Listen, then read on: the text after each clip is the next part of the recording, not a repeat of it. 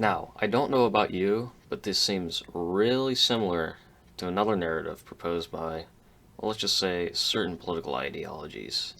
And by that, I mean this is almost identical to what Nazis believe. Alright, listen, I know it's been a while, but I'll explain myself later why I haven't uploaded and why this video is not good. Um, but first, let's talk about The Incredibles. Because maybe it's just me, but it's weird. The messaging is weird. And, well, let's go to the beginning of this whole divine revelation I had. A few months ago, towards the end of the school year, we watched The Incredibles in Spanish class, as one does. And even though I'd watched it probably like 5 or 6 times by this point, this was the first time I'd realized how dark it was. It wasn't just a goofy superhero movie for kids. It also delved into themes of crumbling families under late-stage capitalism and the military-industrial complex, kind of. I also realized that I overanalyze media that I consume, and so my thought process sort of just short-circuited there till a few weeks ago. I was on vacation. I was just waking up, and a swirl of thoughts hit me as they normally do in the morning. I thought for a couple seconds about what I just talked about there, and after like 2 seconds of reflection, I came to a striking conclusion.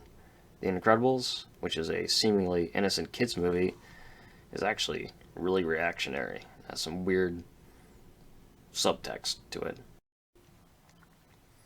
But wait, before you tell me that I'm just a hyper-woke SJW trying to uproot Western civilization by inserting my opinion into a harmless kids movie, I would just like to point out that, yes, this is really just my opinion. In fact, it's really just conjecture. And honestly, I don't care.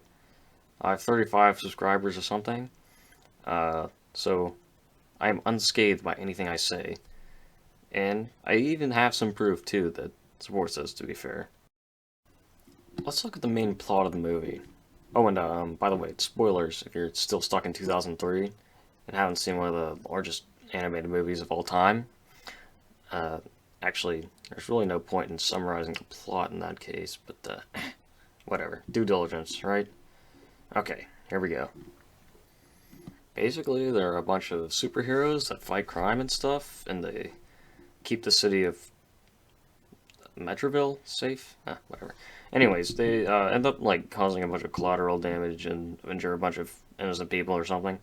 There's like widespread lawsuits, the government forces them into hiding, and life is boring and stupid and stuff. They have to live in the suburbs, which is the worst way to live, but it's a whole other video. And Bob, aka Mr. Incredible, is not putting up with that. He still fights crime with Samuel L. Jackson, also known as Frozone. I don't know what he was named in the movie. And there's like marital disputes. He gets called on a mission, which is actually the bad guys. Long story short, the supers are reinstated into power because they defeat the bad guy. Look, everyone has seen the movie. You know how it goes. I'm only here to look at the bigger picture. So we have a bunch of heroes, which are, I should mention, genetically superior to the other people in the movie, which have been pushed aside by a weak, dare I say, liberal society, but have to rise up and defeat the outside force, Syndrome, who takes advantage of the weak society by sending in his invading robots, almost like aliens, or immigrants, depending on who you ask. In the end, the genetically superior, good guys, went out because they are stronger and smarter and better than the robots. Interesting. Now, I don't know about you, but this seems really similar to another narrative proposed by, well, let's just say, certain political ideologies. And by that, I mean this is almost identical to what Nazis believe. Now, wait a minute. Before you freak out in the comments, I can't elaborate. Take what I said, and replace the parts about the supers with white people, and Syndrome with the Jews, or whatever scapegoat Nazis use these days. I don't know what they're up to. And there you go. You have a 4chan thread, basically. Need I say more? I think not. I wanted to say that line, I don't know. Okay, again, I know this is all conjecture basically, and there's really no way of knowing what went through the writers' heads when writing this movie, and I seriously doubt that little Timmy went out and joined the Aryan Brotherhood because he wanted to be like Mr. Incredible. But I do think it's important to think critically of media and consider how it might influence the behaviors of those who consume it, especially children. And you know what? I invite you to add your opinion in the comments, assuming you've actually watched the whole video. I'm open to having my mind changed, or maybe even doing a more well thought out follow up. We'll see. So, yeah, this is my channel now.